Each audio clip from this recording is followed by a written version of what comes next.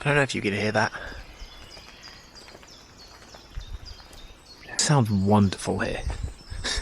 It's literally nothing but like a couple of small rivers and birds. Anyway, hi, welcome back to another video.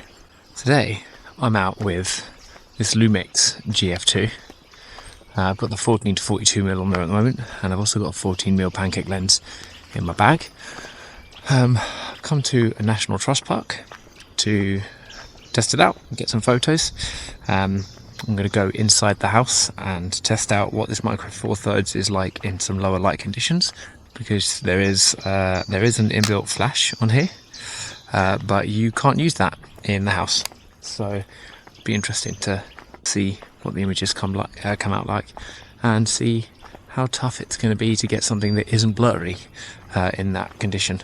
First impressions of the camera, I've been using it maybe for about 15-20 minutes so far, is actually pretty good.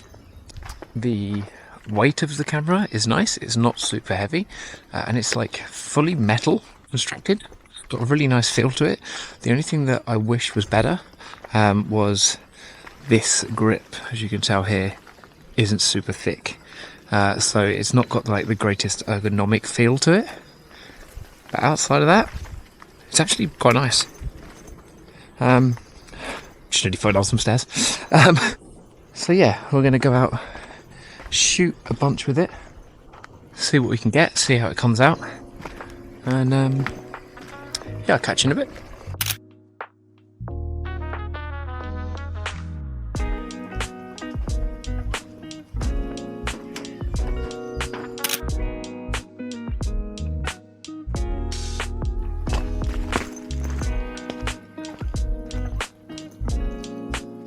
I really need someone else to be with me all the time so that I don't have to do this.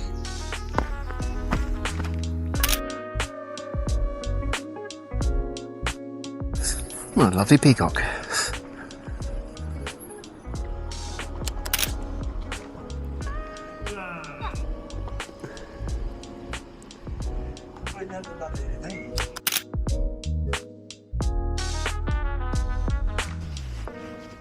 Kind of want to find a frame that I like and then sit and wait, I guess. Oh, that's so close. Oh, maybe it does work.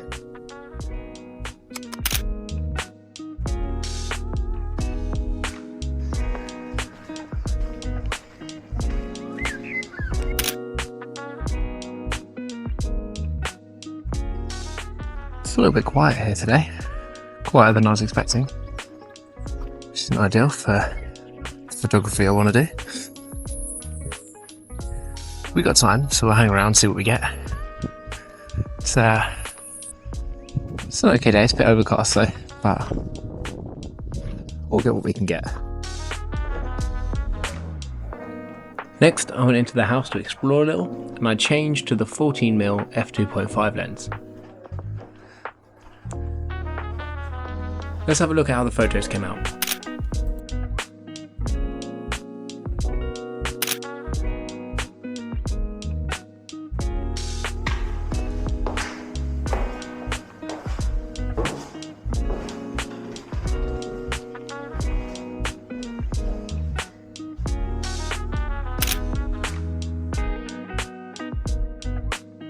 Okay, I think the next thing I'm going to do is test the video on this camera.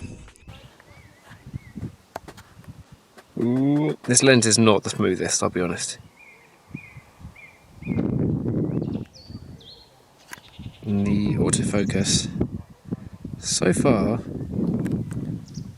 not the fastest.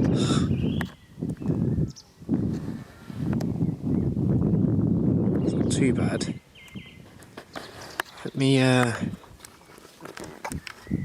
Let's see how well it changes and autofocuses to my face.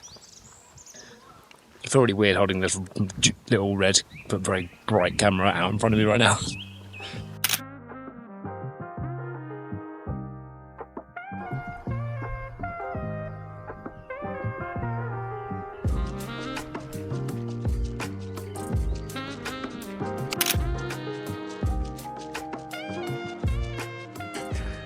I did not bring a drink with me today. I've been walking for a while. I'm an idiot.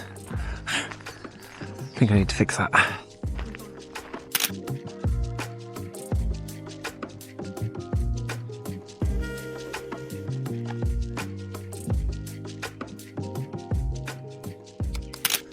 Wanted that flower pot in the window, but I don't know if I got it how I wanted.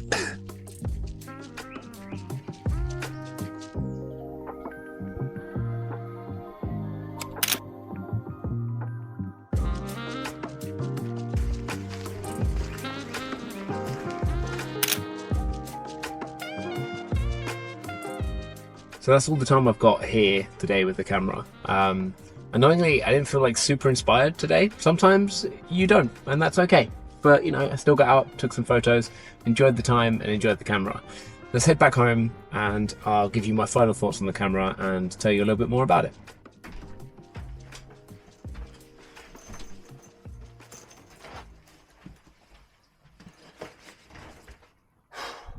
I'm torn on this one. I don't know how to feel about it. Normally, I finish a video like this and I know how I feel about the camera. I get in my car from whatever location I've been at and I drive home thinking there might be a couple of good photos on there, but overall the experience was a bit shoddy for me. Or I walk away thinking this is going to be a hard camera to sell / pass on because I love it. This one, I don't know. I don't know. I'll tell you the good points first. It's pretty well made.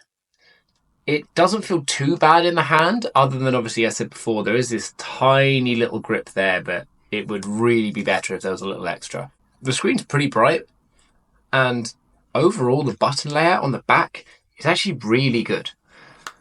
I love the fact that while you're holding the camera like this, your thumb is sitting on this dial, which is what you're using to change your shutter speed or your aperture, depending on what mode you're in.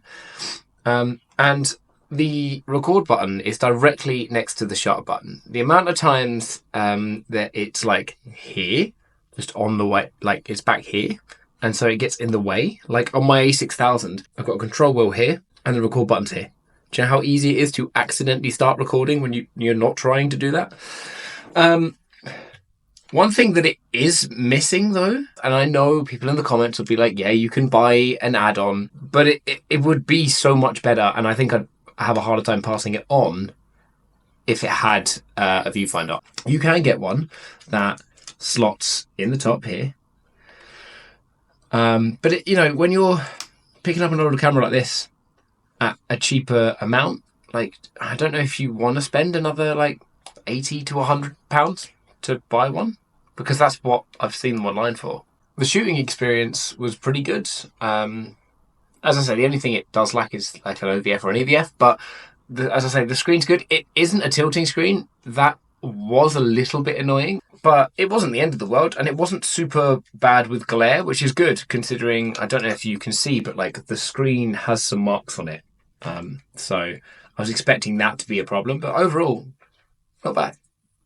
I've just been looking through like a few of the photos, and they've come out better than I expected. It was another case of the screen on the back was clear, but it wasn't a great resolution. So I was looking at the photos afterwards and I was like, they're not bad, but you know, it's maybe the 12.1 megapixel sensor, like the Micro Four Thirds sensor is showing its age and its ability.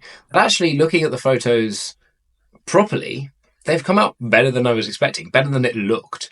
And also, having watched the video, you guys have already seen the photos and seen the video, but for me, literally just having seen it, the video that came out of this, it's not great quality, but the audio was way better than I was expecting. And it's going to be because it has the stereo mics on the top here. When I listened to it back on the camera, it sounded trash, like real trash. But through actual speakers here, pretty good, not bad at all. But yeah, I think that's pretty much going to sum it up for today. Let me know if you've used the GF2 or any of the GF line, what you think about them, and if there's any particular cameras that you'd like to see me like take out and give a first impressions or a review on, like just drop them in the comments. Let me know. I'm up for trying any cameras. Obviously, don't bring out like a brand new Leica because it's expensive. But yeah, thank you for watching the video. If you liked it, please leave a like. And if you like my videos in general, please hit the subscribe button. It massively helps the channel. And it'll allow me to do bigger and better things in the future. And as always, I'll catch you in the next one, guys.